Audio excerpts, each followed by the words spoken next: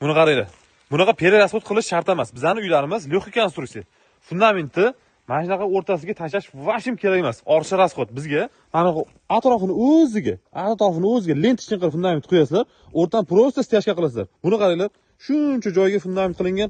To'g'ri, endi bu oldin quyib qo'yilgan, g'ishli uyga mo'ljallab qilingan, lekin shuncha rasxod ketgan. Agar boshidan bizning uyni rejasini qilganda, mana shuncha beton armaturalar qaranglar, yonga qolardi. Yana buni banalligini qaranglar, bitta ko'rsataman sizlarga.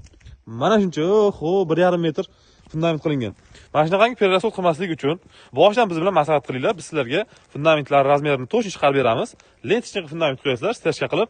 Faqat stяжкада o'rtasida mana shunaqa joy qoldirishni esdan chiqarmanglar. Bu sanuzel joyi. Ichidan santexniklarimiz turbalarni o'tkazishadi. Mana qazdan olib ketishadi.